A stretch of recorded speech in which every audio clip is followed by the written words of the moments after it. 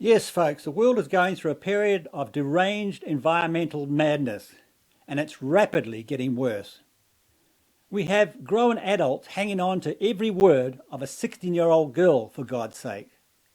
That is utter madness. And the other day I went to the warehouse, and they are now selling stainless steel straws. Yes, stainless steel straws. Yes, the warehouse has become environmentally woke, while at the same time importing crap from the world's worst polluter. And now our local supermarket is selling coleslaw in brown cardboard containers. I might as well eat off the floor. And they even sell some bread in paper bags now, which dries it out. It dries it completely out. Yes, stupid stuff like that is going on. And you may have noticed that climate change propaganda, like the following, is in our news every day now under our present socialist regime.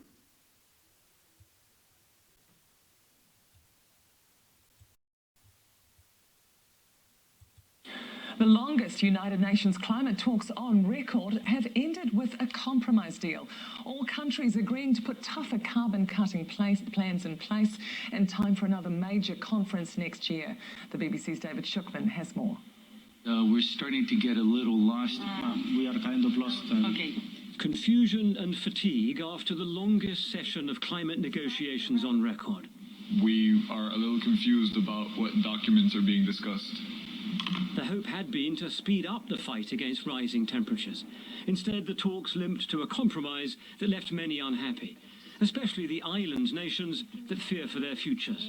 I feel like much more could have been done. You mean much more money, don't you, for the islands that are not sinking?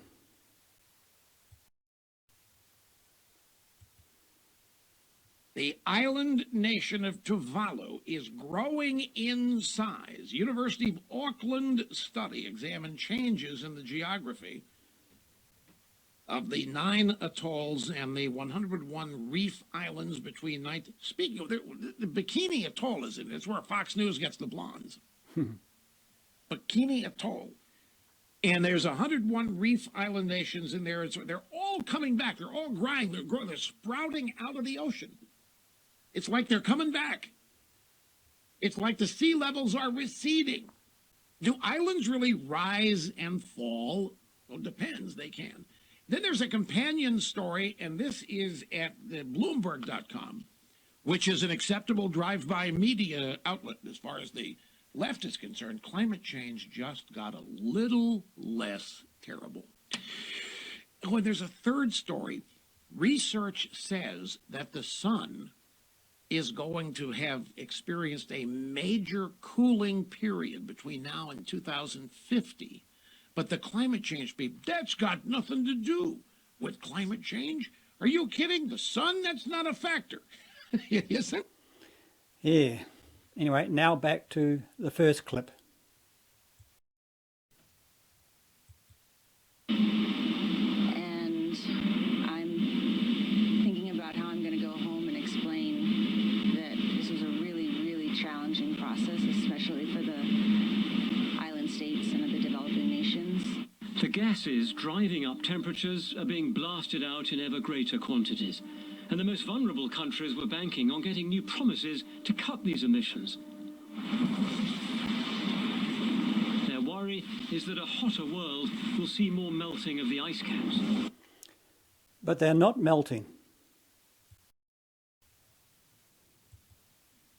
The joke is that we have another ship of fools, because here's the news from the Maritime Bulletin blog. An Arctic tour ship, MS Malmo, with 16 passengers on board, has got stuck in ice halfway between Norway and the North Pole. The ship was on an Arctic tour with a climate change documentary film team and tourists concerned with climate change and melting ice.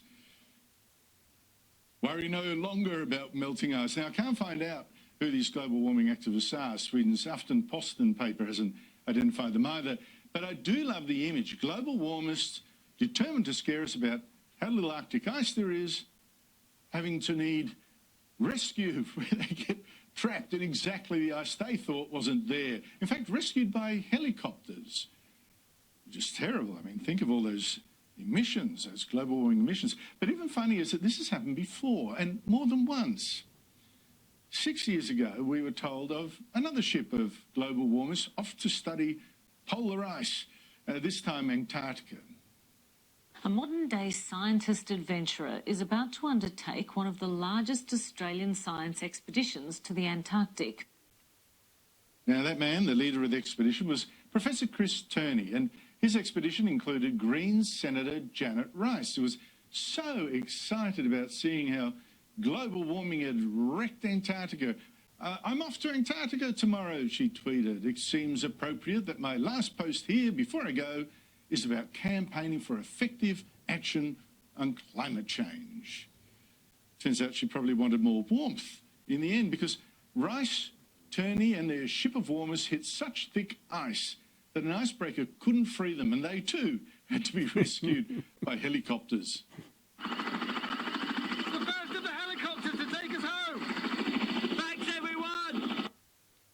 Look, I could give you other examples.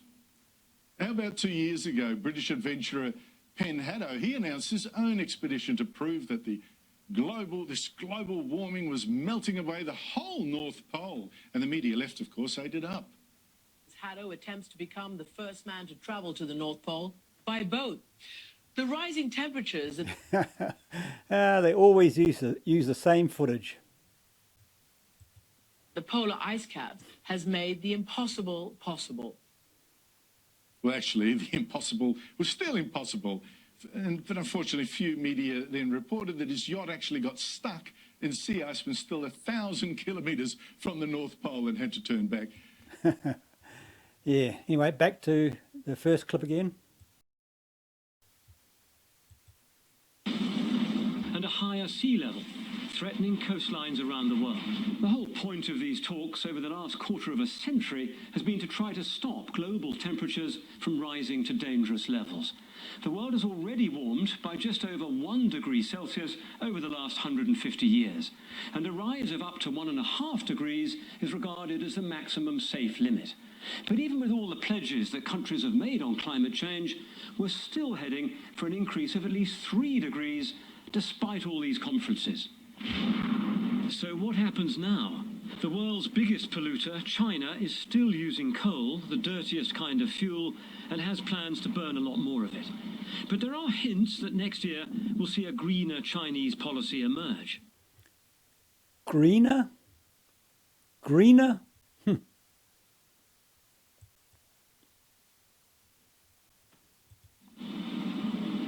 And all the time, reminders of the threat.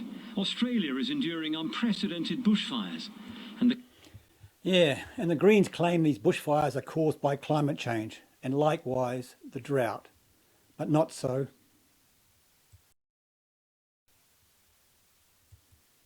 The Greens also claim global warming caused this drought that's made the fuel so dry. Well, again, not so, admits one of Australia's most prominent global warming scientists, Andy Pitman. This may not be what you expect to hear, but as far as the climate scientists know, there is no link between climate change and drought.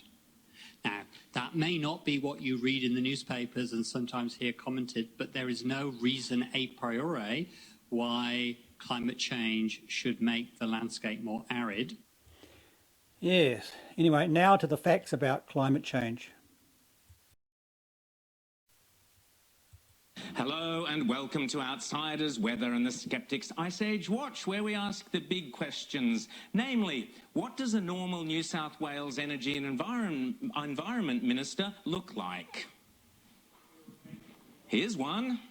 There he is, Matt Keane. Note the smart suit and the earnest expression and the passionate hands down here. Clearly, this is a man to be taken seriously. Or is he?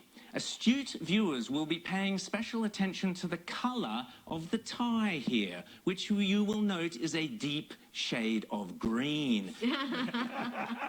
Bit of a giveaway, you bet it is. In a speech last week, Matt Keane proclaimed that the current drought and bushfires are the result of man-made global warming and that the current weather is not normal. But is he right? Well, I suppose it depends on your definition of normal. This chart shows global temperatures over the last 10,000 years. And as we can clearly see, yes, we are in the modern warm period, but that is not nearly as warm as the medieval warm period when the creative geniuses of the Renaissance flourished, the even warmer Roman period when grapes were harvested up near Scotland, and the much warmer Minoan warm period in which civilization really kicked off. You see, the planet oscillates between warmer and cooler periods, warmer and cooler, depending on the cycles of the sun, which Exactly. we go round. It's not rocket science, and you don't have to be a Renaissance genius to figure it out, although some of them no doubt did. But back to the drought. This is Australia during the worst drought in recent history, which was in 1902. It was also a period of both record heat and record cold. April 1902 was the driest month of the 20th century. You see, Minister Keane, extremes in Australia's weather is what is normal. That is the normal. As Jamie Spry points out on his excellent climatism blog, which I urge you to go to, since settlement, Australia has been both hotter and colder than it is now. As we can see from the 1870s to the turn of the century, it was visibly hotter, and yes, they suffered devastating drought and bushfires.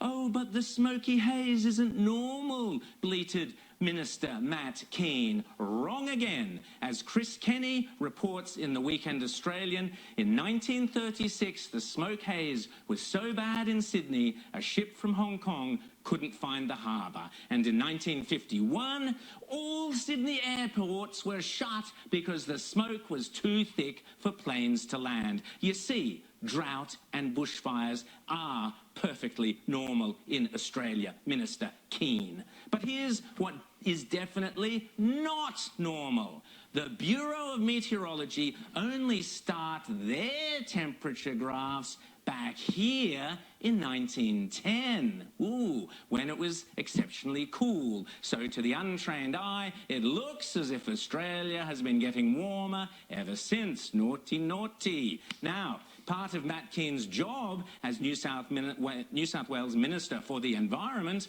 is to manage the land and to prevent bushfires from occurring by reducing fuel loads through controlled burns and hazard reduction. As Bill Gammage has just told us, that was what was normal, Matt, for Aborigines for thousands of years and was normal for all our early settlers, but clearly not normal for Minister Keane.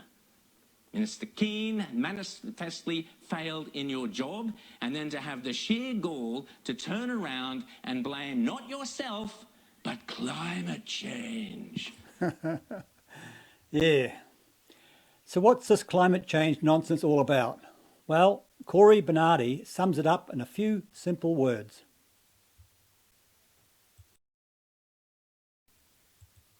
Paul, you have to realise the anthropogenic climate change alarmism is just simply designed to soak money from rich Western economies and redirect it under some, United Nations global program to where they deem it most necessary. Yep, and that's it in a nutshell.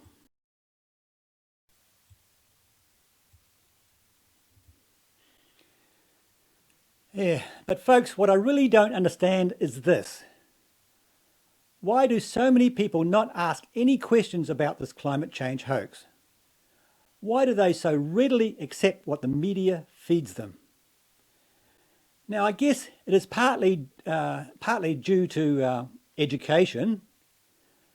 Now, when I was young, we were encouraged to ask questions, but not these days, it seems.